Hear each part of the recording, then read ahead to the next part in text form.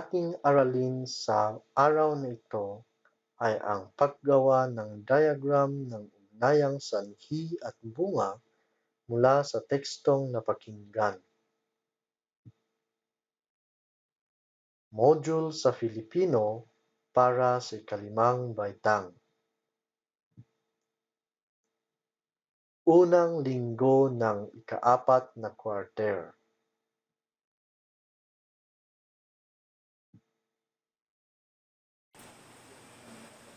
Kumusta ka?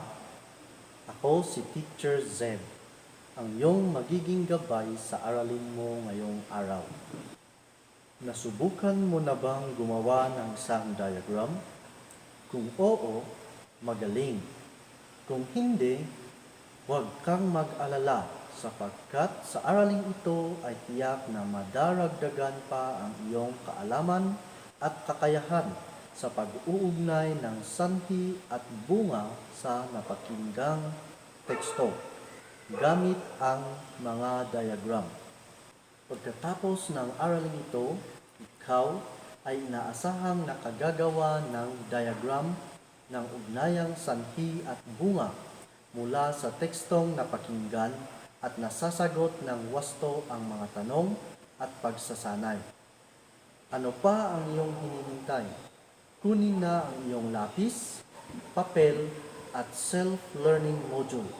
Tawagin na rin si nanay, tatay, si ate o si kuya o kaya nakatatanda sa iyo na maaring makatulong sa pagsagot at paggawa ng iyong module at tayo nang magsimula sa ating aralin.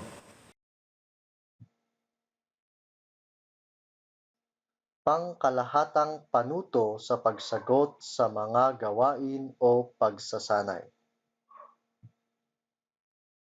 Ikaw ay mabibigyan ng 10 segundo upang sagutin ang bawat item sa mga gawain o pagsasanay.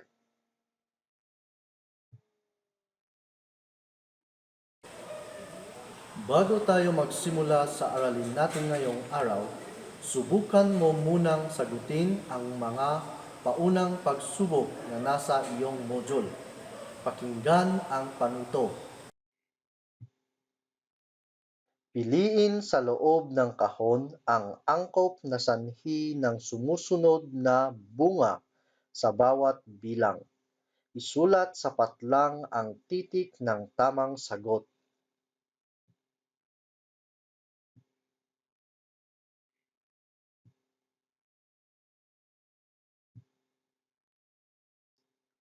Letra A. Mataas na mataas ang kanyang lagnat. Letra B. Tinanggal siya sa trabaho. Letra C. Alaga niya sa dilig at pataba ang mga halaman. Letra D. Tama lahat ang mga sagot niya sa pagsusulit. At letra D.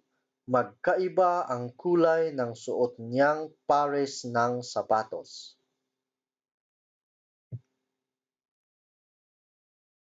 Unang bilang. Malulusog ang mga tanim na halaman ni Mang Aldo.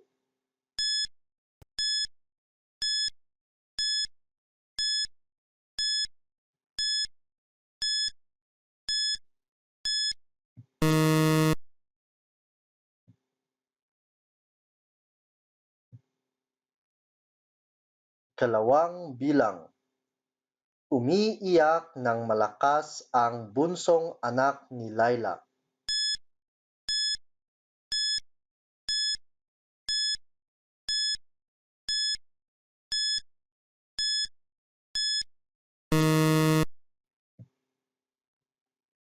Ikatlong bilang. Napapatawa ang bawat masalubong ni Karina.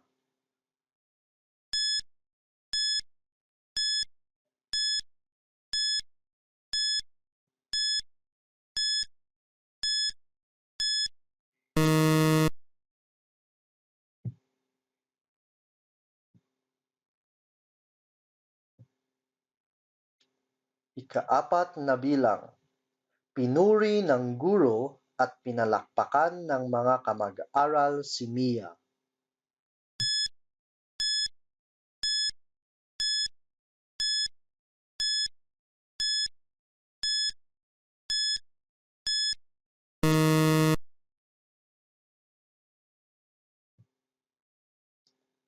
At ikalimang bilang, malungkot nang umuwi mula sa pabrika si Mang Franco.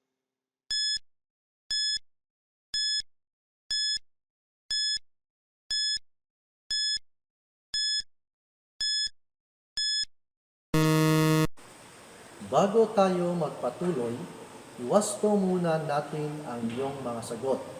Lagyan ng check kung ang iyong sagot ay tama at lagyan naman ng X kung ang iyong sagot ay mali. Pagkatapos, bilangin kung ilan ang nakuha mong tama.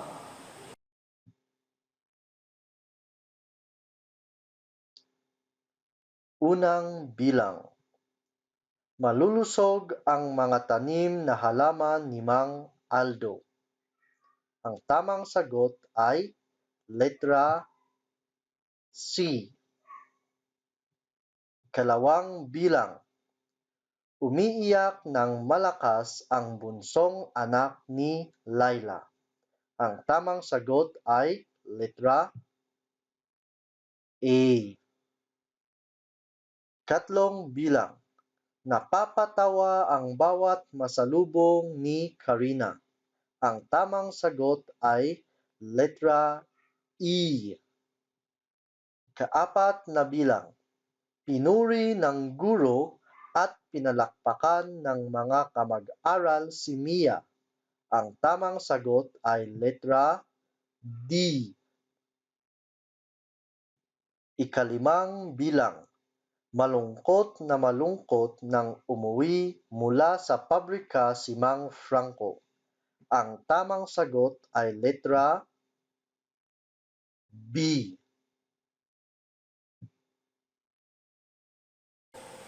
Nasagot mo ba ang gawain ng tama? Magaling! Tapos na natin ang subukin. Pumunta naman tayo sa ating balikan.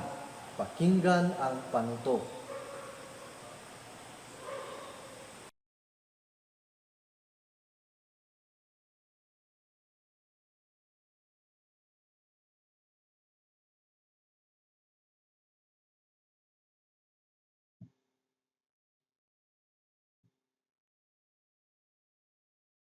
Panuto. Isulat sa patlang ang salitang simuno kung ang may salungguhit ay tumutukoy sa paksa ng pangungusap. Isulat naman ang salitang panaguri kung ang may salungguhit ay ang bahaging nagsasabi ng tungkol sa paksa.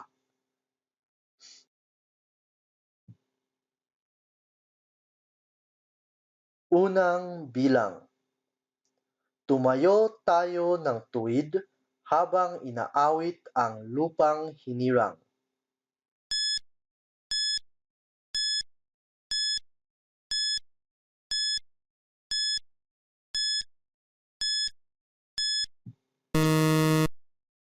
Ikalawang bilang, masayang nakilahok sa paligsahan sina Ana at Lina.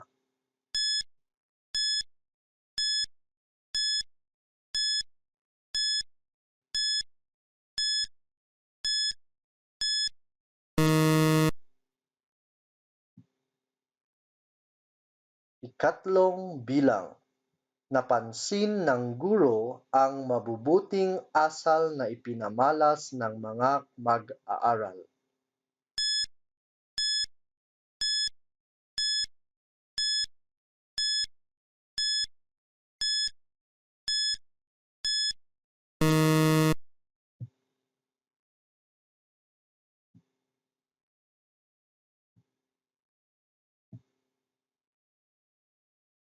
Ikaapat na bilang, sina Alan, Patrick at Joshua ay naghanda ng masarap na merienda para sa panauhin.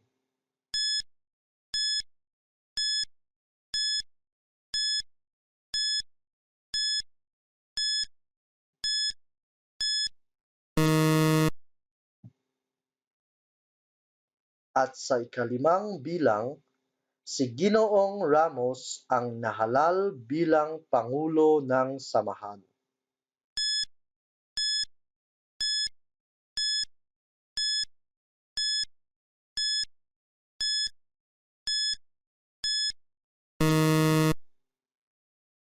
Iwasto natin ang iyong mga sagot.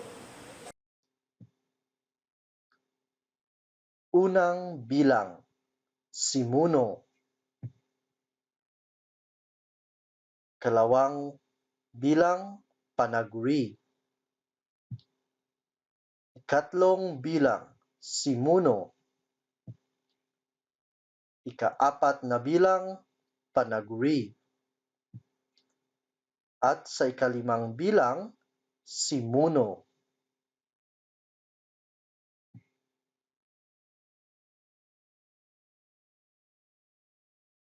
Buksan ang iyong self-learning modules sa pahina 6 at sabay nating basahin ang kwentong pinamagatang Ang Batang Pulubi na isinulat ni Margarita Andrea Mahor.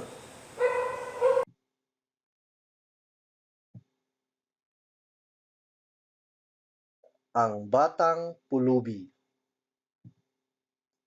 Sa panulat ni Margarita Andrea Mahor.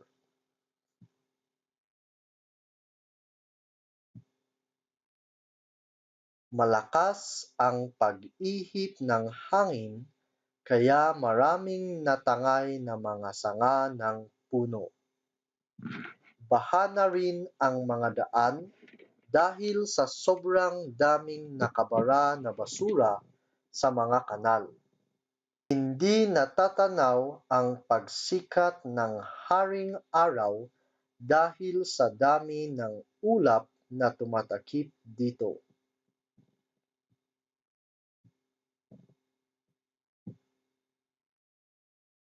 Gumising ang isang bata na natutulog sa tabi ng kalsada. Inayos niya ang kanyang pinaghigaan na gawa lamang sa karton ng mga Tetra Pak juice. Pagkatapos, nagsimula na siyang maglakad habang hindi pa umuulan. Nakakita siya ng isang tambak ng basura sa isang tabi.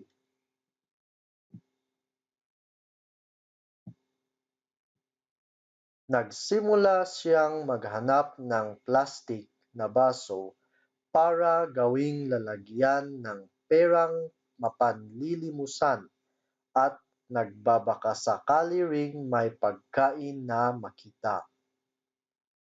May nakita siyang isang take-out na lalagyan.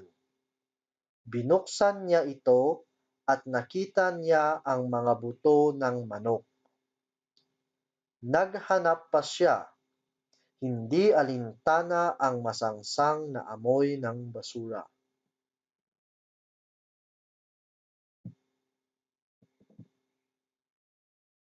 Pagkatapos ng pagbukas ng ilan pang lalagyan, nakakita siya ng isang lalagyan na may tirapang spaghetti.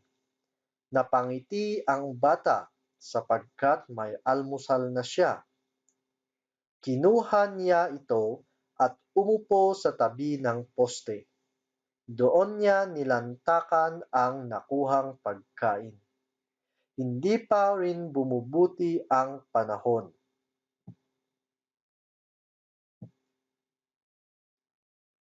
Malakas pa rin ang hangin at makulimlim ang kalangitan.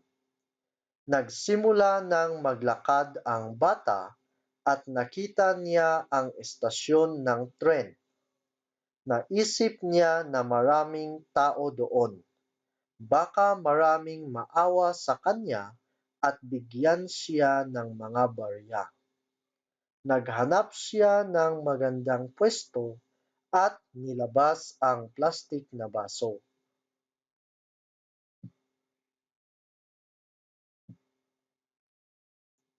Makalipas ang 4 na oras, nagising ang bata. Hindi niya namalayan na nakatulog pala siya. Nang tingnan niya ang kaniyang baso, isang ₱5 at ₱2 ang laman. Natuwa siya sapagkat makabibili na ito ng murang pagkain. Nanatili siya sa kaniyang pwesto, umaasang baka mayroon pa siyang makukuhang dagdag na barya.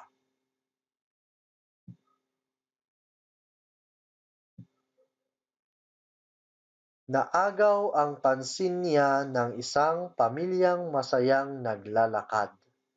Ang ama, ina, at ang kanilang anak na hawak-hawak nila sa magkabilang kamay.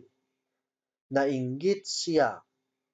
Kung hindi sana namatay ang kaniyang ama't ina, baka wala sana siya sa sitwasyon ngayon. Sana may nagbibigay ng gabay at pagmamahal sa kaniya. Inakap na lamang niya ang kaniyang mga paa at nakatulog muli. Naintindihan mo ba ang maikling kwento? Ngayon, kumuha ng isang pirasong papel at iyong sagutin ang mga tanong tungkol sa kwento.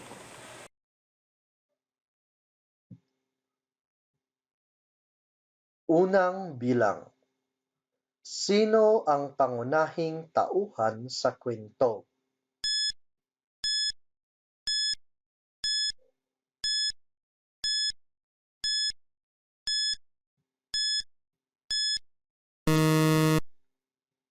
Ikalawang bilang. Ano ang hinahanap niya sa basurahan?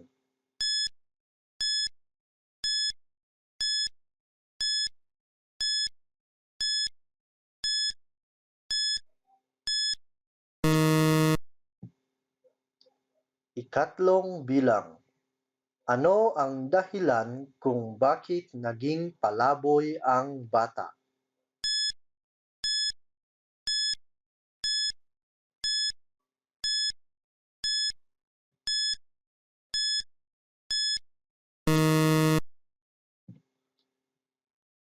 Ikaapat na bilang. Ayon sa kwento, sino ang nagbibigay sa atin ng gabay at pagmamahal?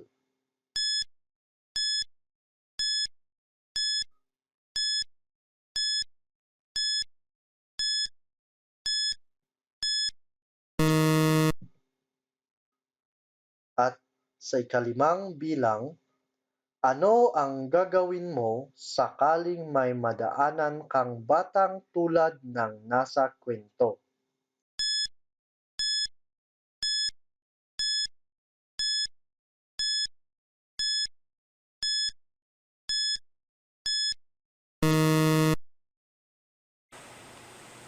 Tapos mo na bang nasagot ang mga tanong? Iwasto natin ang iyong mga sagot. Tandaan, lagyan ng check kung ang sagot mo ay tama at lagyan ng X kung ang sagot mo ay mali.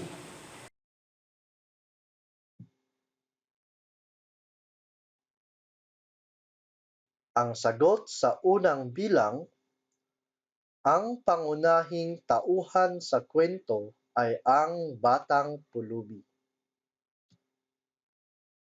Ang sagot sa ikalawang bilang, ang kaniyang hinahanap ay plastik na baso at pagkain.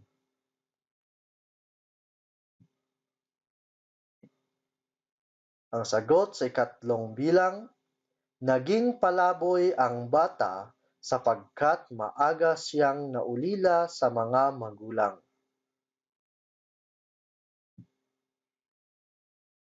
Ang sagot sa ikaapat na bilang, ang mga magulang ang nagbibigay sa atin ng gabay at pagmamahal.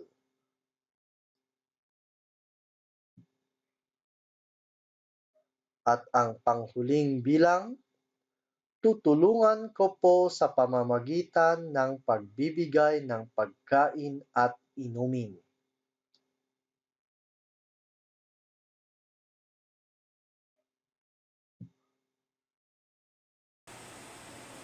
Sabay nating basahin ang mga pangungusap na nabanggit sa kwento.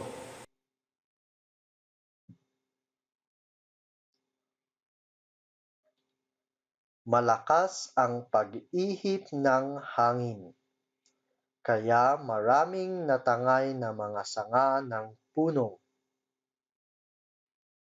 Dahil sa sobrang daming nakabara na basura sa mga kanal, baha na ang mga daan. Dahil sa dami ng ulap na tumatakip, hindi natatanaw ang pagsikat ng haring araw.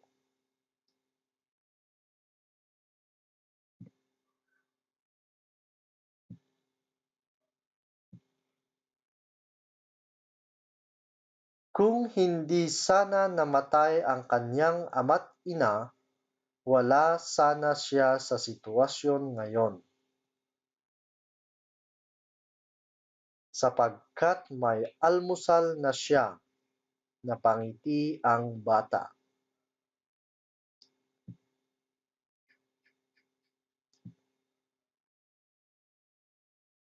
Ang sanhi ay tumutukoy sa pinagmulan o dahilan ng isang pangyayari.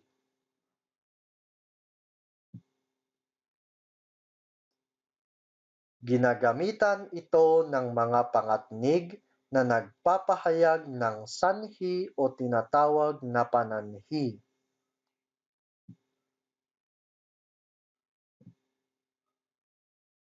Mga halimbawa ng pananhi: dahil o dahil sa, sapagkat, palibhasa, kundangan, mangyari, at kasi.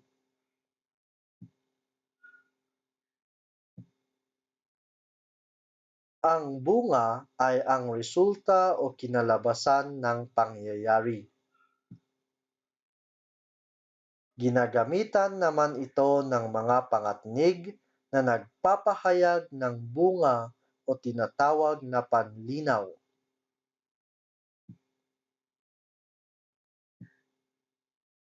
Mga halimbawa ng panlinaw: kaya o kaya naman, kung kaya, bunga nito o bunga ng, sa gayon, sa ganitong dahilan. Mapapansin na ang mga parirala sa unang kolum ay nagsasabi ng mga kadahilanan ng mga pangyayari. Ito ay ang tinatawag na sanhi.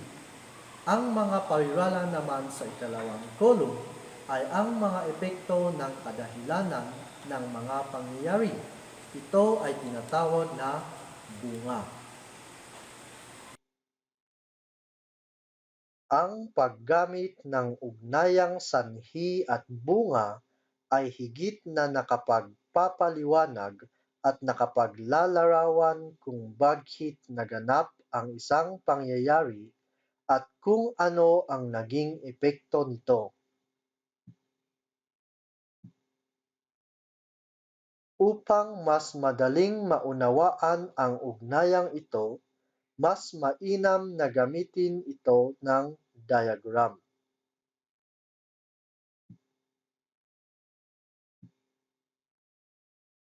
Ang diagram ay isang paglalarawan o drawing para maipakita ang presentasyon o ugnayan sa pagitan ng mga bahagi ng isang sistema.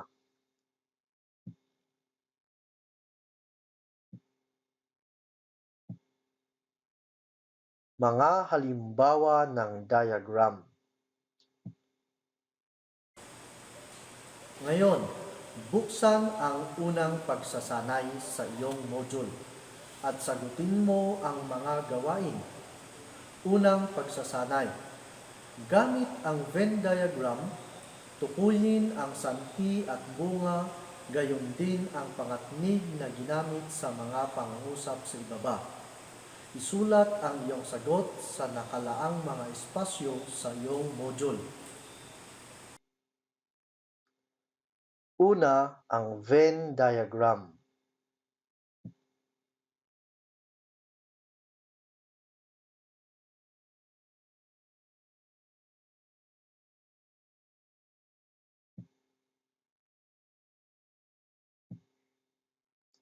Ikalawa, ang chart.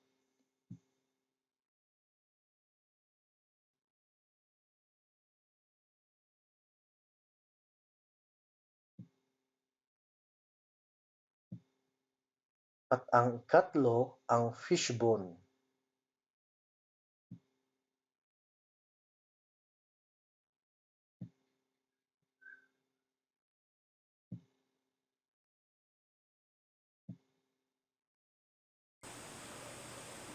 Bilangin natin ang nakuha mong puntos sa unang pagsasanay. Lagyan mo ng check kung ang sagot mo ay tama at lagyan ng X kung ang sagot mo ay mali.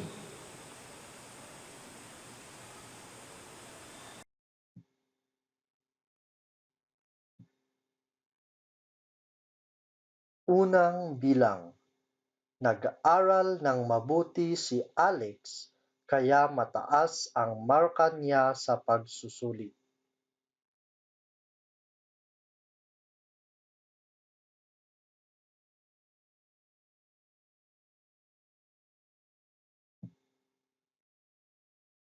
Ikalawang bilang. May sugat si Lani kaya iyak siya ng iyak.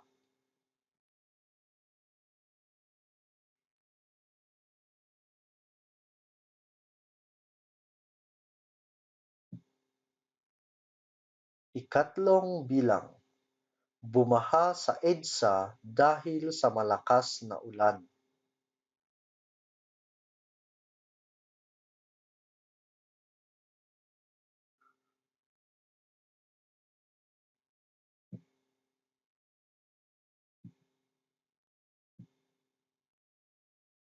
Ikaapat na bilang. Dinala sa ospital si Sam sapagkat mataas ang kanyang lagnat.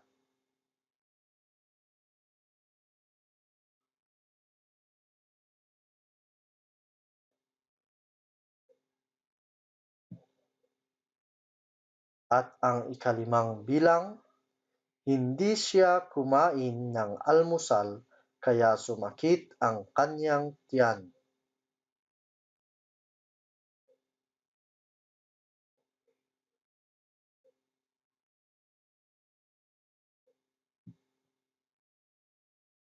Ipagpatuloy ang pagsagot sa ikalawang pagsasanay. Gamit ang chart sa iyong module, piliin sa ibaba ang wastong parirala na bubuo sa ugnayang sanhi at bunga. Isulat ang iyong sagot sa nakalaang mga espasyo sa iyong module.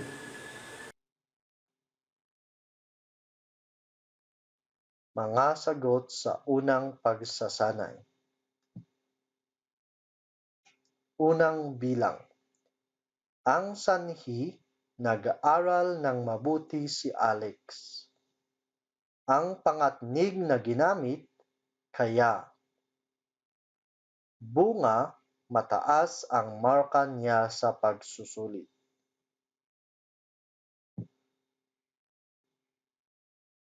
Sagot sa ikalawang bilang, ang sanhi, may sugat si Lani.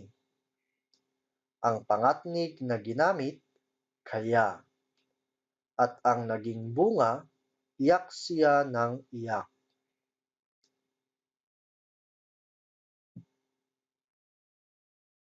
Ang sagot sa ikatlong bilang, ang sanhi, malakas na ulan. Ang pangatnig na ginamit, dahil sa. At ang bunga, bumaha sa EDSA.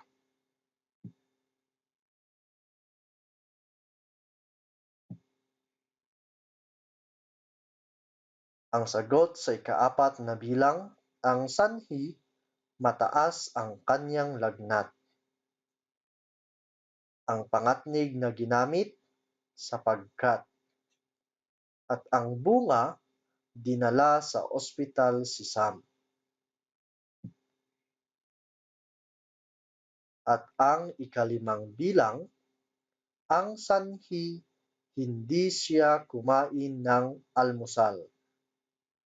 Ang pangatnig na ginamit, kaya. At ang naging bunga, sumakit ang kanyang tiyan.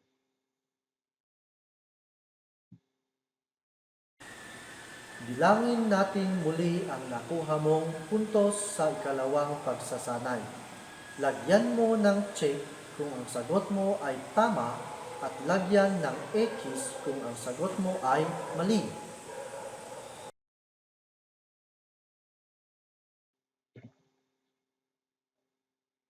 Dahil mabuti siyang anak,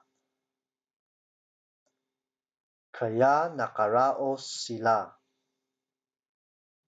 Nagsawalang bahala si Beth sa pagsusulit. Kung kaya pinarangalan siya. Pinabayaan ni Annie na paglaruan ng kanyang aso ang kanyang aklat.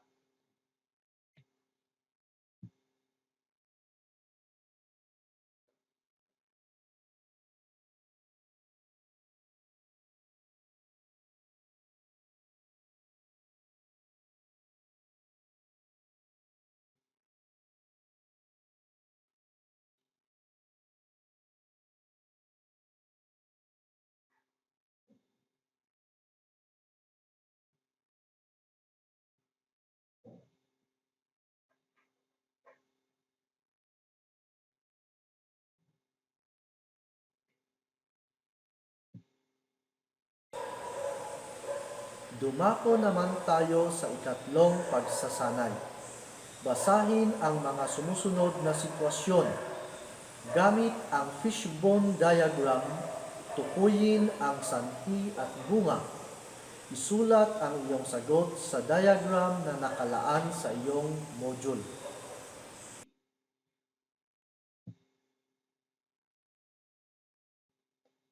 Nagsawalang bahala si Beth sa pagsusulit. Sagot sa ikalawang bilang, kaya nakaraos sila. Sagot sa ikatlong bilang, kung kaya pinarangalan siya. Ang sagot sa ikaapat na bilang, pinabayaan ni Annie na paglaruan ng kanyang aso ang kanyang aklat. At ang sagot sa ikalimang bilang, dahil mabuti siyang anak.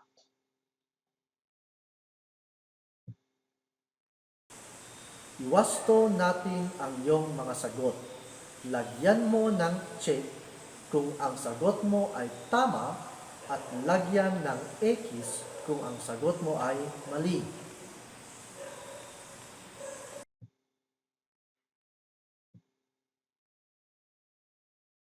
Unang bilang. Lumawak ang kaalaman ni Pablo dahil sa pagbabasa niya ng sari-saring aklat.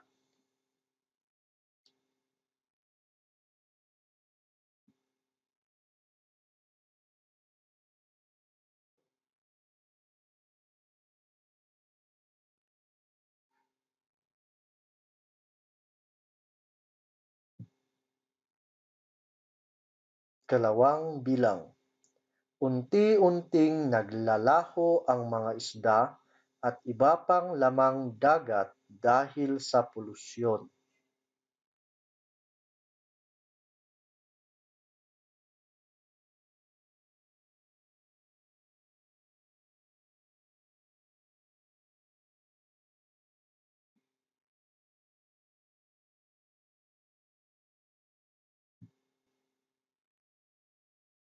Ikatlong bilang. Nakatulog ng mahimbing ang gwardiya ng grocery store kaya nakapasok ang mga magnanakaw.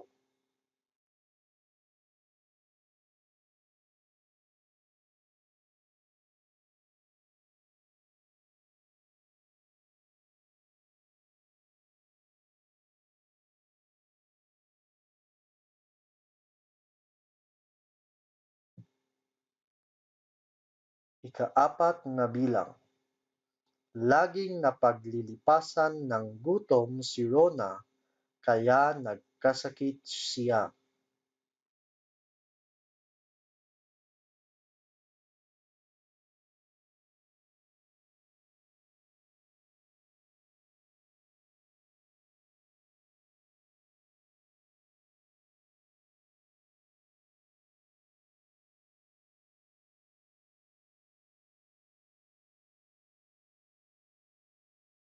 At ang ikalimang bilang, naging marumi ang ilog dahil tinambakan ito ng mga basura ng tao.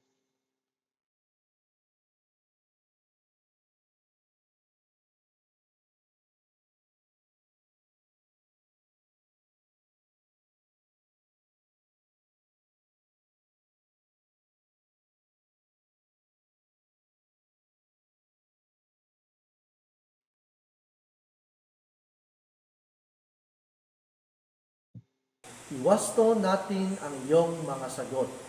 Lagyan mo ng check kung ang sagot mo ay tama at lagyan ng X kung ang sagot mo ay mali.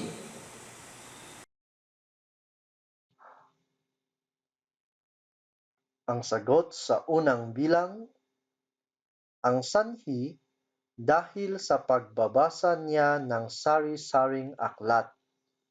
Ang naging bunga, lumawak ang kaalaman ni Pablo. Sagot sa ikalawang bilang, ang sanhi dahil sa polusyon. Ang naging bunga, unti-unting naglalaho ang mga isda at iba pang lamang dagat.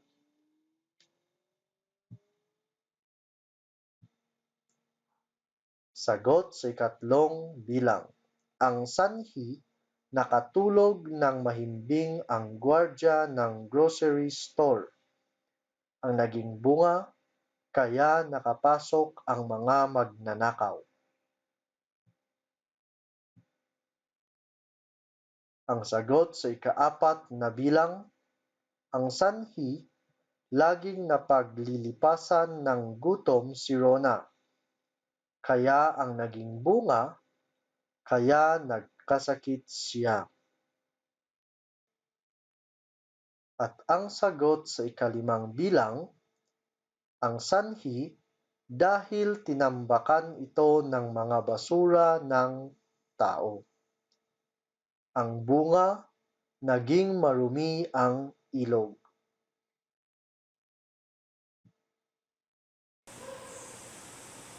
Nasagot mo ba ng tama ang mga pagsasanay? Ngayon, ipagpatuloy natin ang iyong gawain at buksan ang iyong module sa paglalahat. Punan ng tamang salita ang bawat pangungusap at piliin ang iyong sagot sa kahon na nasa itaas ng mga item. Isulat ang sagot sa nakalaang espasyo sa iyong module.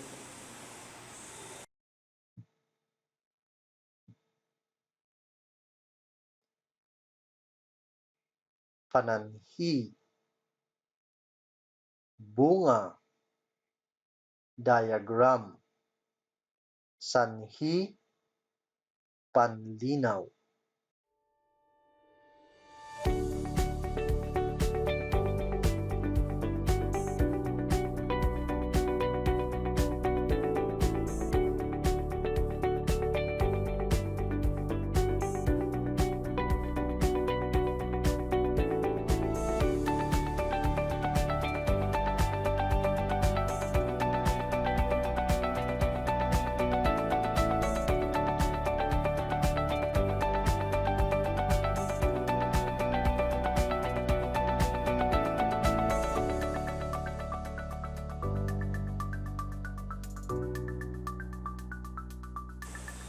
Iwasto natin ang iyong mga sagot.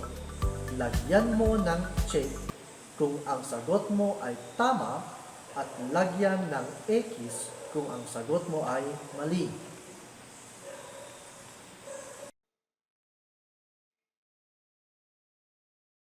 Ang sagot sa unang bilang, sanhi. Sagot sa ikalawang bilang, bunga. Sagot sa ikatlong bilang, pananhi. Sagot sa ikaapat na bilang, panlinaw. At ang sagot sa ikalimang bilang, diagram. Ngayon, pumunta naman tayo sa isagawa. Narito ang panuto. Lagyan ng check kung tama ang ugnayang sanhi at bunga ng mga pangungusap at X kung mali.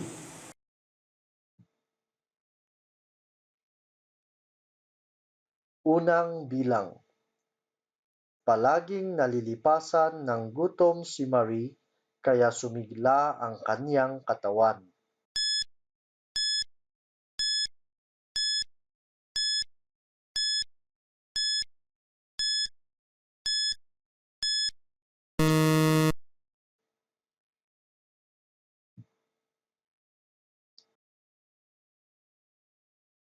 Ikalawang bilang. Laging nahuhuli sa pagpasok sa klase si David kaya pinuri siya ng kanyang guro.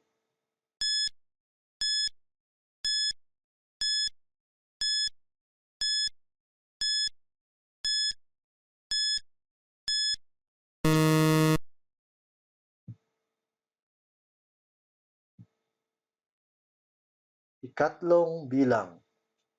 Madalas magsunog ng kilay si Linda dahil dito mataas ang kanyang marka.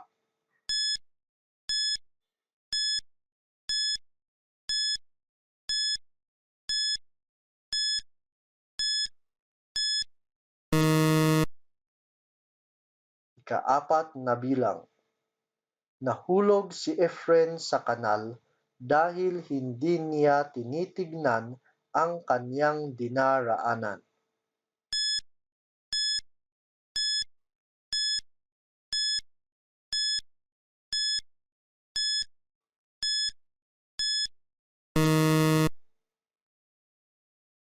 At ang ikalimang bilang, masaya si Aling Mila sapagkat suwail ang kanyang mga anak.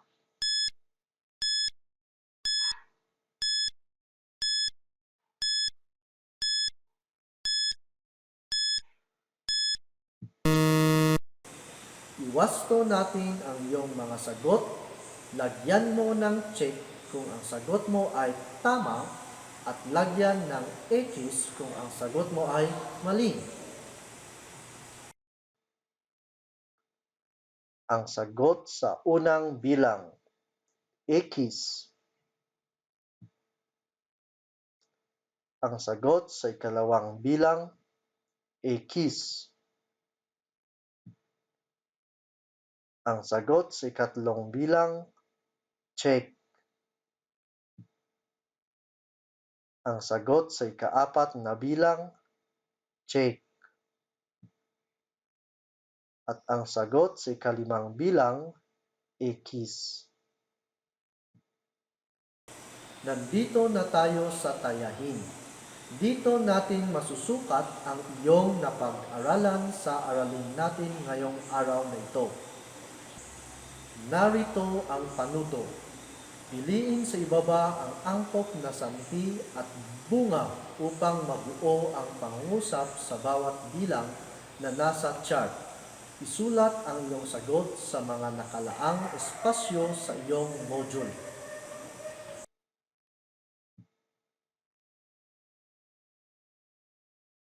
Letra A. Kaya nakalabas ang tuta. Letra B.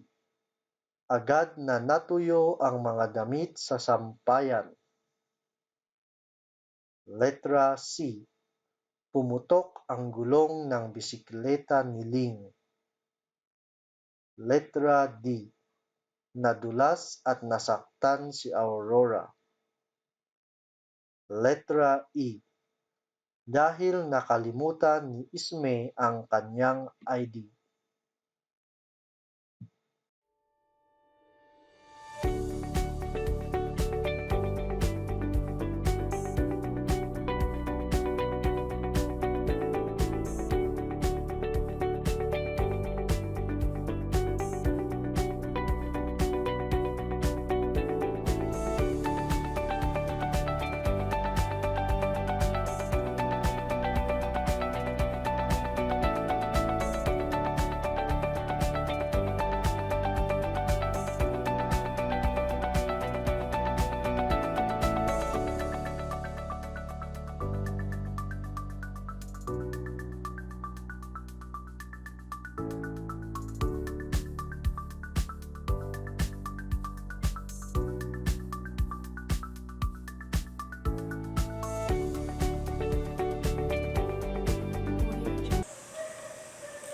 Iwasto natin ang iyong mga sagot.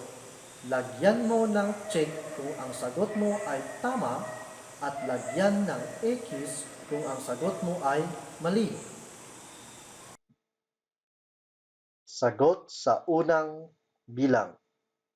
Sapagkat matindi ang sikat ng araw, agad na natuyo ang damit sa sampayan.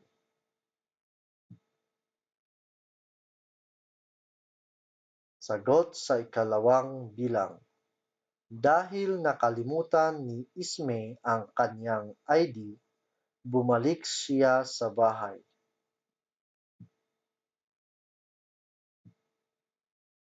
Sagot sa ikatlong bilang. Pumutok ang gulong ng bisikleta ni Ling kaya napatigil siya sa daan.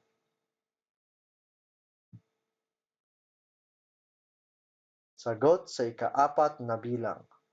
Dahil basa ang sahig, nadulas at nasaktan si Aurora.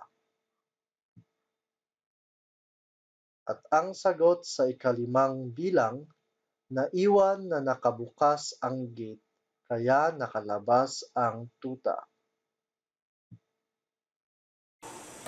Para sa iyong karagdagang gawain, kumuha ng sagutang papel at sundin ang panuto. Gumawa ng talahanayan, itala sa unang hanay ng talahanayan ang mga pahayag na nagsasaad ng sanhi at sa ikalawang hanay naman ang mga pahayag na nagsasaad ng bunga. Unang bilang. Mahusay na mananahi si Aling Donna, kaya maraming nagpapatahi sa kanya.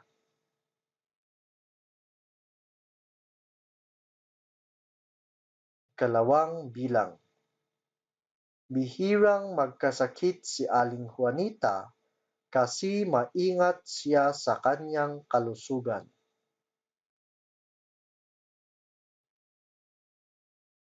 Ikatlong bilang. Marunong makisama si Mario kaya marami siyang kaibigan.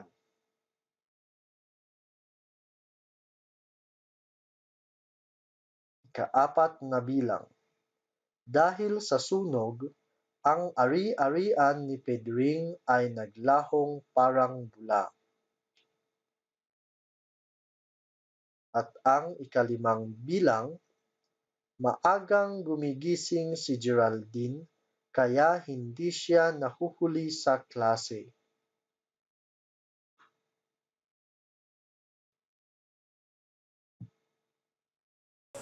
Nagagalak ako na nasunod mo at nasagot mo ng wasto ang mga gawain na nasa iyong module. Hanggang sa muli, paalam.